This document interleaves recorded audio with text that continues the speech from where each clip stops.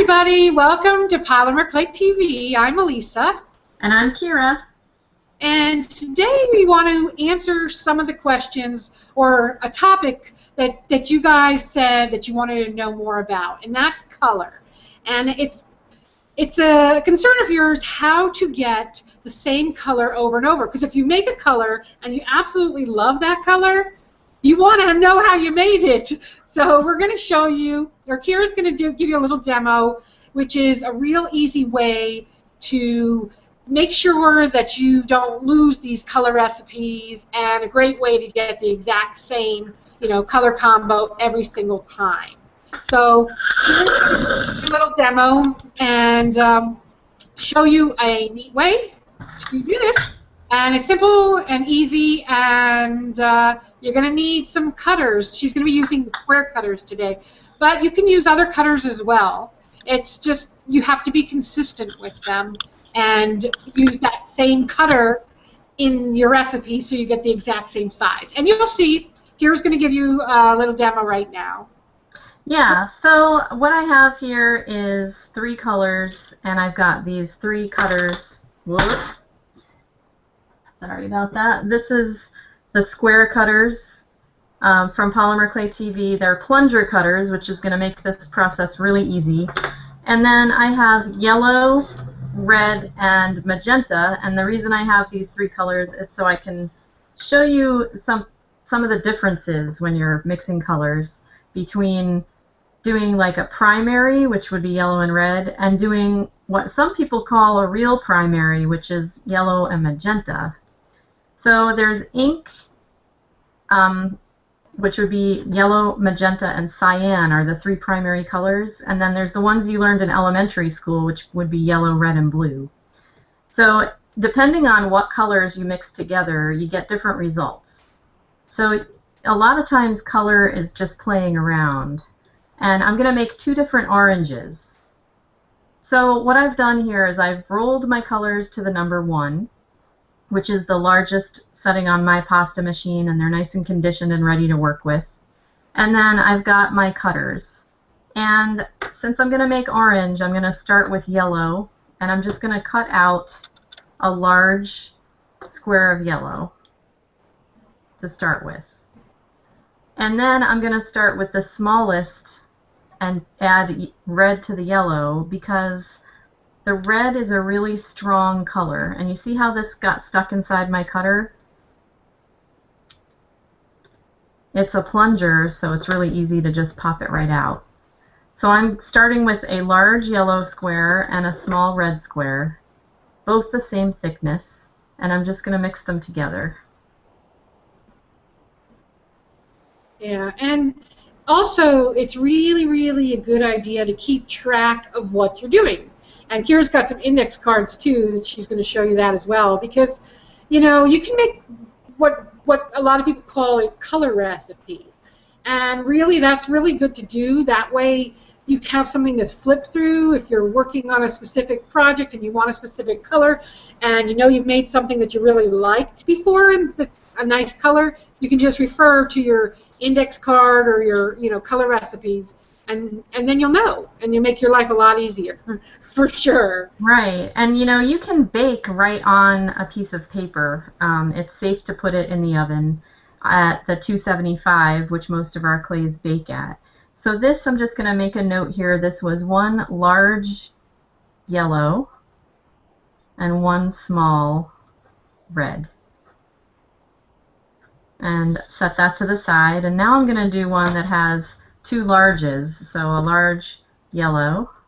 I would also recommend putting down what brand of clay you used as well, because the different brands have different colors. So one red in say, Primo might be entirely different than Sculpey Souffle Red, Yeah, I'm using Souffle right now, so this is 2 pieces. I've got the yellow and the red, and I'm just going to mix them together. Red is a very strong color. You see my fingers are turning red? Yeah. So when you're working with any of the reds, you'll want to use it like last in your day of color mixing and stuff, or whatever you're doing, because red is the one color of polymer clay that tends to get all over you no matter what brand you're using. Yeah. And so you can, to rectify that a little, you can keep some baby wipes handy. That's a nice way to get to clean yourself up while you're working too. Because you will need it with red. Yeah, definitely. So now I've got a different color. Now whether this is orange or not, to me this is a more salmon-y color because it has a lot more red in it. So I'm going to also put this on my thing here and say this was one large yellow and one large red.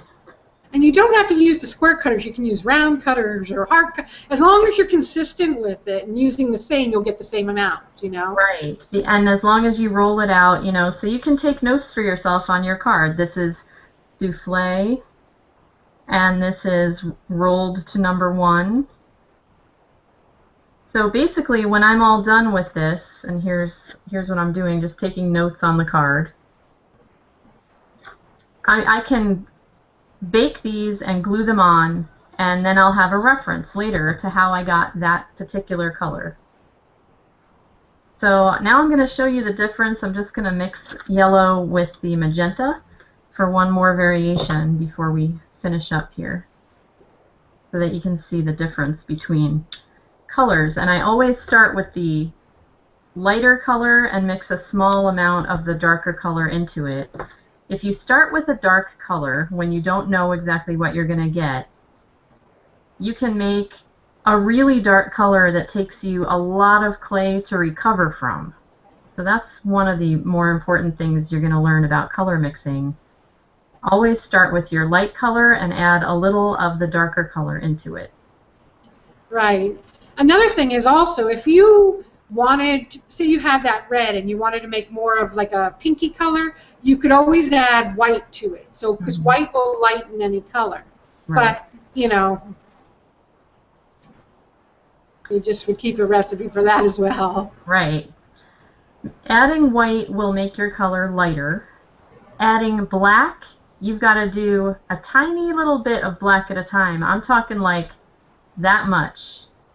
Because when you add black to a color, it darkens fast and it can turn to mud, and then you're sort of done and you've wasted a whole bunch of clay. Alright, so this was the small or a large yellow and a small magenta. What would you call that color? Like a plumish? I don't know. I mean, this is what I've got so far here, and it's more of a peach color. It's kind of browny. Yeah. You know, with the yellow and magenta, it's more brown. This one is more salmon, and the large yellow and small red is the most orange-looking color. But imagine those 3 colors all together, because they're mixed from similar colors. You have a really nice color palette that works well together. And that's a whole other topic, is making palettes. And that's true. What I've done here is I've made a palette that all goes together, and the reason it does is because they're all based off the same yellow. So if you base a color palette using a similar color as a base for all the other colors, then your final colors are going to go together. Now, you could not cane with these 3 colors next to each other. They're not different enough. No. All right, but they would make a nice, like they would complement each other nicely, like as beads in a necklace, or as a base color for a wall plaque with like accents. So when you mess around making color palettes that come from the same color, you always get colors that flow nicely together. So that's really it. This is how you keep track of color mixing. And if you wanted to, like I said, the easiest way probably is to bake these and glue them right onto the card, so that later on you can say, I remember I mixed this funky looking brown color. How did I get it? And then it's right there on the card. Exactly. And if you want, you can make them flat sheets instead of the, you know, those lozenge sizes that Kira made. You could do it in flat sheets, like run it through the, because that way, then you could lay it flat and put it into a book, a binder or something. Then it wouldn't be bulky. So if you ran it through a pasta machine, that same amount, then glued it, fired it, and then glued it to your card, you can, it wouldn't be as bulky in a album or whatever you decide to put it in. Just a thought. So there you have it. That's just a little bit about color, and we will be answering all your questions. And the questions we're talking about came from our newsletter. We sent out a newsletter or e-zine to everybody that was signed up, and we said, what are some of your concerns? And so we're going to start doing some videos to address those concerns so that we can help you. So keep those questions and ideas coming. You can head over to our community at polymerclayadventure.com and sign up and share things over there, share photos. There's some questions already up there asking, if you need any help with anything or whatever, and we're here to help. Yeah. So thank you so much for being part of it. We really want to make our audience more part of our show. So stay tuned and make sure that you have subscribed to our channel, Polymer Clay TV, on YouTube. So there's big subscribe buttons all around the videos. And that way you get a new video from us every week. And it also will tell you when we've posted new things so that you can come over and check it out.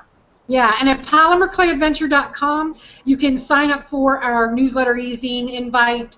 So we're having this huge event that we've been telling you about, and we're going to let people know exactly what it is at the end of this month, which is August right now.